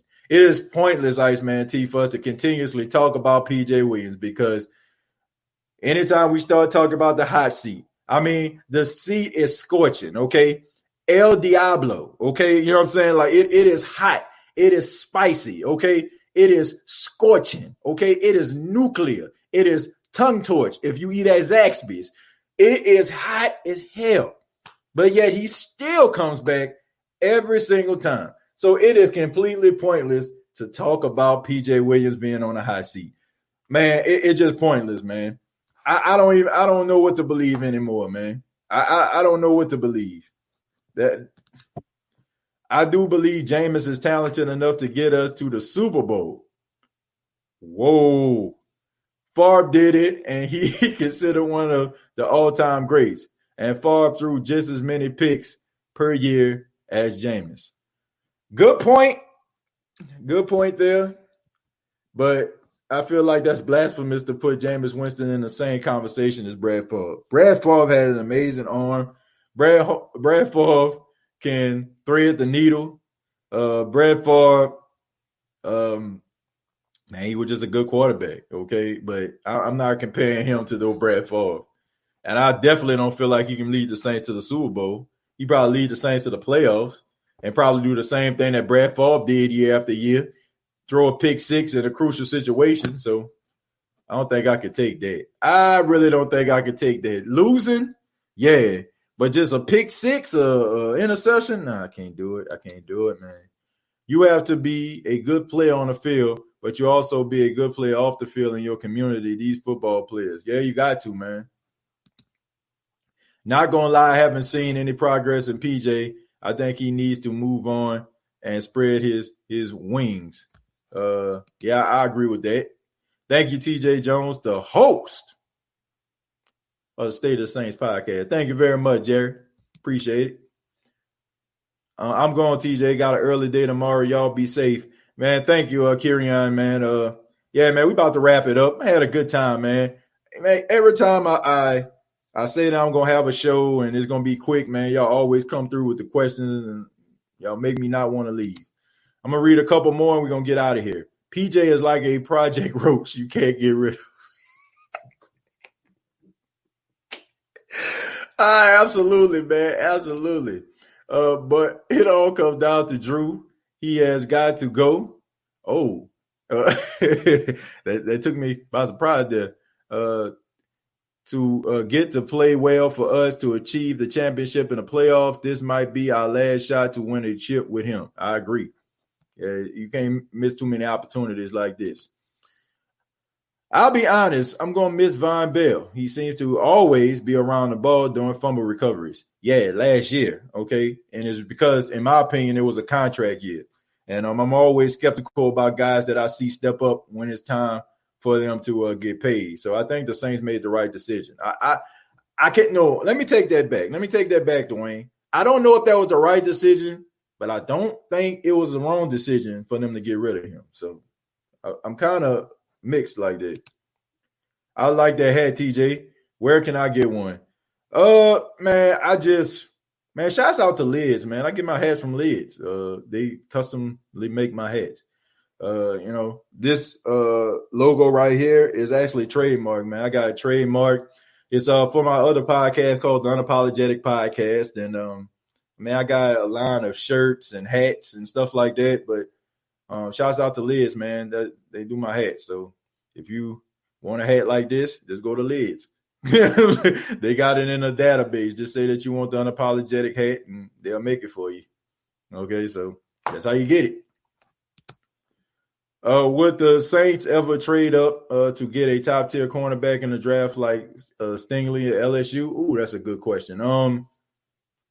Yeah, I think they can, man, and I think they would if they feel like a guy's going to be there. But Stingley, absolutely not. The Saints are going to have to lose some games to get this kid, and plus he not even eligible to play. I mean, to go to the league this coming year, he has to play one more year. Well, at LSU, so he was already the best cornerback in football as a freshman. That like I would be like this dude's so good, he might be a first pick overall.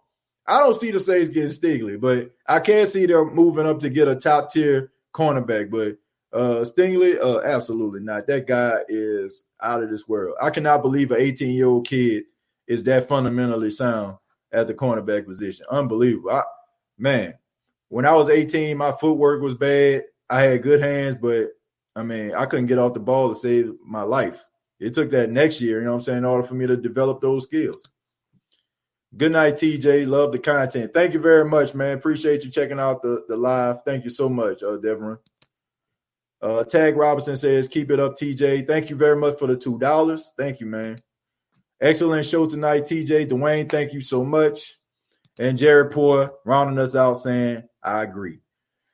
So that's everybody, man. I didn't feel like I neglected anybody. So thank you all very much for checking out the State of the Saints podcast, making this show as great as you always do. Please subscribe to the YouTube channel, youtube.com, search The State of the Saints podcast. Also, facebook.com, search The State of the Saints podcast. Tune in next Monday night. We're going to do round 2 of the worst cornerbacks in New Orleans Saints history. Looking forward to breaking down round 2 with you all and also answering questions from the Who Dat Nation as always. Please check me out on the podcast in podcast form and audio form. Apple Podcasts, Spotify, iHeartRadio, wherever you get your podcast from. I guarantee you the State of the Saints podcast is there. And also on Alexa. All you have to do is say, Alexa, play the State of the Saints podcast, and you'll be able to hear the most recent episode. So thank you all very much. Much love to you. Till next time. All I got to say is, who dat?